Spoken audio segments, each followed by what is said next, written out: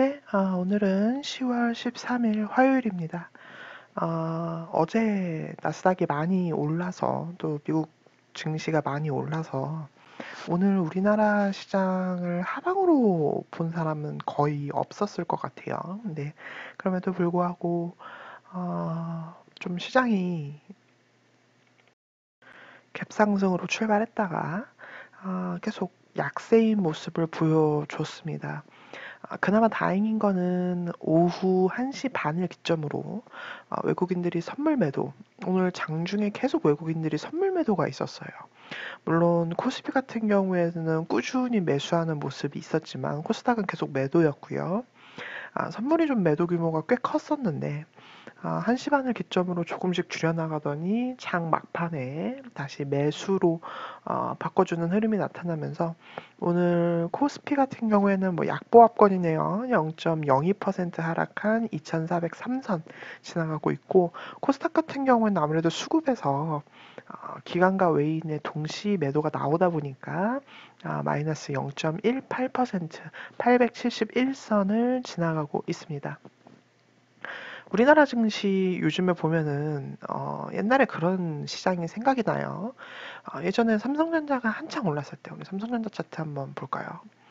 삼성전자가 이제 액면 분할하기 전이라고 생각이 드는데 요때를 이제 코로나 전을 보면은 이렇게 올라갔었을 때, 삼성전자가 올라갔을 때 대세 삼성전자 장이었죠. 시장의 화두는 늘 삼성전자였었는데, 이때 다른 주식들은 정말 너무너무 힘든 장세였어요. 즉, 내 계좌에 삼성전자가 있지 않으면 정말 내 계좌가 잘 불어나지 않는 그런 장세였거든요. 시장의 모든 매기가 삼성전자로 쏠리면서 좀 다른 주식들은 많이 소외를 받는 그런 현상이 일어났었습니다. 근데 삼성전자가 최근 들어서 지금 수급 차트를 한번 보실게요. 수급 차트 보시면 아시겠지만 10월 6일 이후로 외국인과 기관의 좀 동시 순매수가 많이 들어오는 날들이 늘어나고 있어요. 물론 연기금도 마찬가지고요. 그래서 이날을 기점으로 5일, 6일 뭐 이날을 기점으로 연기금이랑 특히 외국인이 좀 공격적으로 삼성전자를 담는 듯한 모습을 보여주고 있습니다. 그래서 그런지 10월 5일이면은 이제 이날이거든요. 요날 다시 조금 나름 삼성전자 치고는 좀 괜찮은 양봉을 뽑아내면서 우상향하는 흐름을 보여주고 있는데 그동안 사실 6만 원의 고지에서 계속 미끄러져 내렸어요. 첫 번째가 요때였고 요때 한번 미끄러져 내렸고 9월 중순에도 한번 7만 원 간다더니 결국 고가 6만 1,300원 찍어내리고 다시 이제 내려온 흐름이었고 자, 요번에도 어떻게 6만 원대를 지켜낼 수 있을지 눌림이 없이 지켜낼 수 있을지 과연 요번에는 지켜낼 수 없을지에 대해서 많은 분들이 관심이 많으실 거라 생각이 듭니다. 제 개인적인 생각으로는 요번에는 삼성전자가 6만 원의 고지를 지켜내면서 주가가 적어도 한 템포 정도 크게 간다고는 말씀을 못 드리겠지만 그래도 한 템포 정도라고 하면은 한 6만 5천 원 라인 정도까지는 한번 올라서 볼 수 있는 계기가 되지 않을까라는 생각을 가지고 있습니다. 워낙 어닝 서프라이즈도 발표를 했고 최근에 이제 모든 것들을 보면은 뭐 오늘 같은 경우는 또 정부에서 반도체 AI 강국으로 가기 위한 뭐 도약 뭐 이런 것들을 발표를 했죠. 뭘 쓰던 간에 여러분들이 우리가 소위 말하는 자율주행을 쓰던 간에 요즘에 특히 자율주행이 시장의 화두예요. 그러면서 뭐 더미동이라든지 최근 들어서 뭐 이런 것들이 굉장히 많이 핫한 종목들이 있는데 그 모든 것을 실현시키려면 기본적으로 바탕이 되어야 되는 거는 주구나 사나 반도체입니다. 그렇기 때문에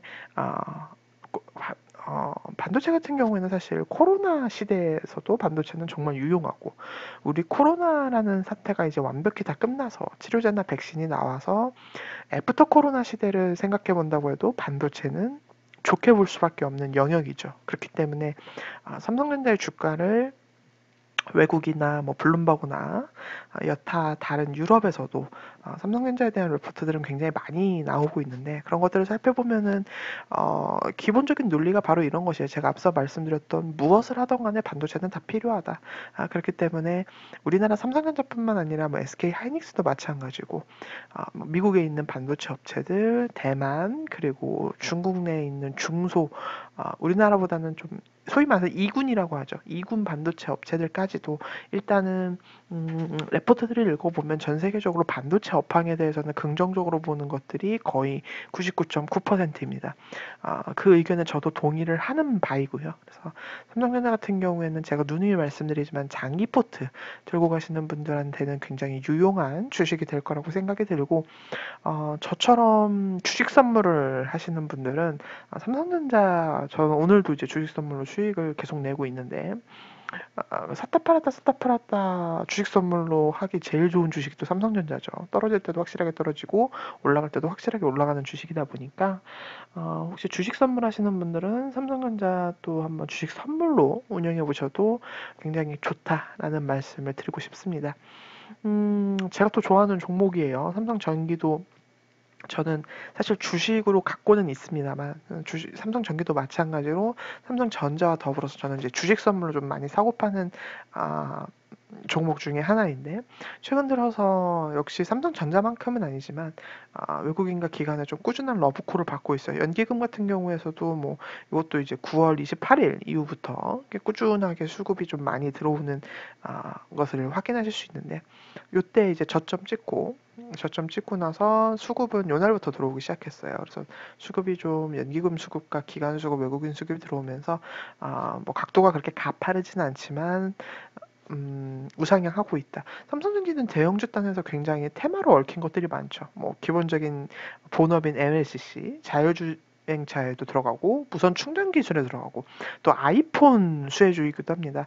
이제 내일이면은 아이폰 12가 나오면서 뭐 여러 사람들이 이제 말씀하는 것 중에 하나가, 요번 아이폰 12가 굉장히 아주 혁신적인 그런 핸드폰을 발표하기보다는 기본적으로 아이폰 교체 주기가 많이 지금 도래했고, 그러니까 교체하실 분들이 많이 남아있고, 그리고 어찌됐건 간에 아이폰에서 처음으로 발표하는 5G 핸드폰이기도 하고, 또 색상이나 디자인들을 좀 다양하게 뽑아냈다.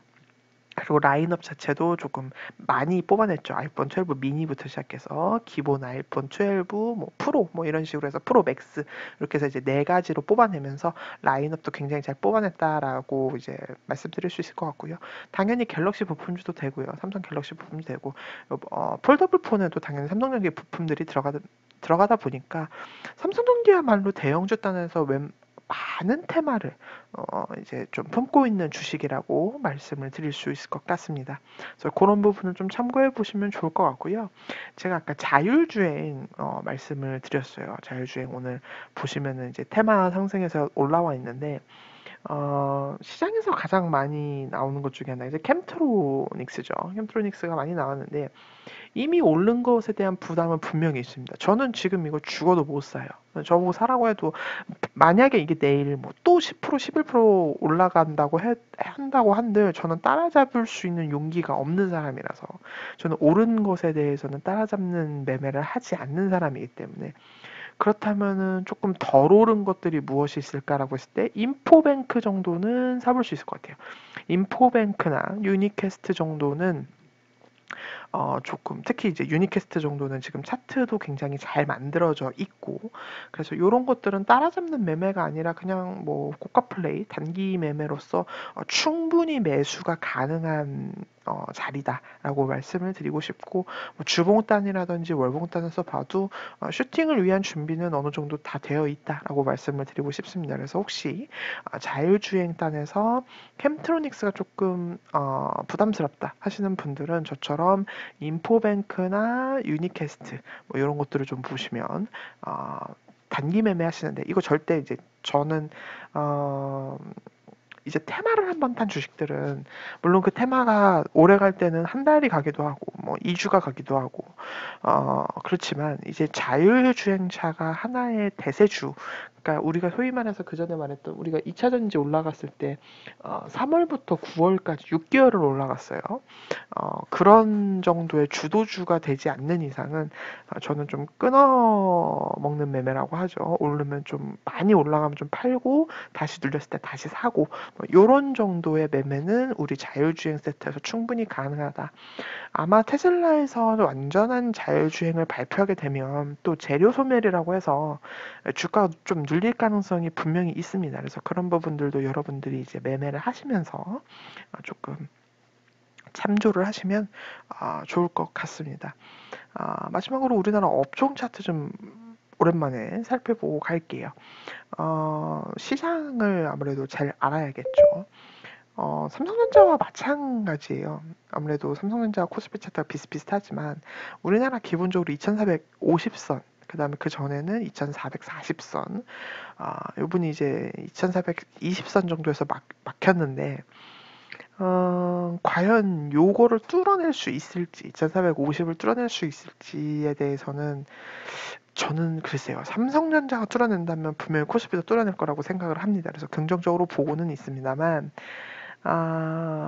삼성전자를 제외한, 그러니까 소위 말해서 반도체를 제외한 코스피 내의 아, 회사들의 어떤 실적을 좀 더 제가 이제 3분기 실적 발표하는 것들을 보면서 좀 계산을 해봐야 될 것 같고, 그렇게 해서 전체 밸류에이션을 좀 측정을 다시 해봐야 시장에 대해서 뭐요 정도까지 갈 것 같습니다. 혹은 조금 시장을 잊으시고 개별주에 집중을 하셨으면 좋겠습니다라는 둘 중에 하나를 이제 선택해서 여러분들에게 말씀을 드려야 될 텐데, 아직은 제가 그 해답을 찾지 못한 것 같아요. 그래서 3분기 실적 발표하는 것들을 좀 살펴보고 시장의 밸류에이션을 좀 다시 재측정해서 여러분들에게 말씀을 드릴 수 있도록 하겠고요.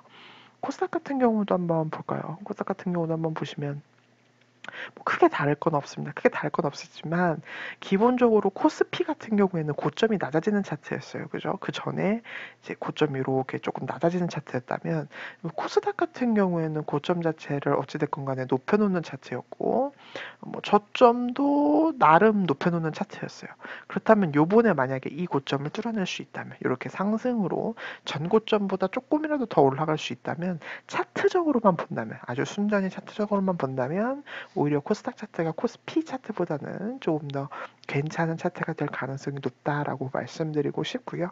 뭐 주봉단에서도 그리고 월봉단에서도 아직은 특이한 사항이 없습니다. 뭐 시장에 급락을 볼 만한 어떤 그런 시그널은 없는 것 같습니다. 그래서 아직까지는 그렇게 여러분들이 걱정하시는 급락이라든지 시장 하락을 생각하기에는 뭐큰 어떤 시그널은 없습니다만 제가 2주 전에 시장 급락 나왔을 때 이때 아마 기억하실 거예요. 이때 반드시 현금 30%를 확보해 최소 30% 확보해 두시라고 말씀을 드렸어요. 그래서 이때 만약에 확보를 못 하신 분들은 거의 떨어진 거에 지금 한 70%까지는 회복을 했잖아요. 시장으로 보면 종목단에서는 물론 갖고 계신 종목에 따라서 70% 정도 회복을 하신 분들도 있고 못 하신 분들도 계시겠지만 여튼 시장이 올라오면서 전반적인 주식들이 올라온 건 사실입니다.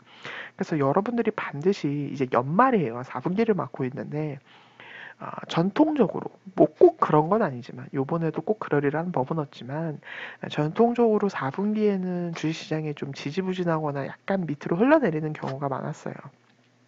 양도세 이슈도 있고요. 또 우리나라 같은 경우에는 그렇기 때문에 조금 현금화를 꼭 30%는 최소한 해주시기를 당부드리면서 오늘의 동영상은 마치도록 하겠습니다. 시청해주셔서 감사합니다.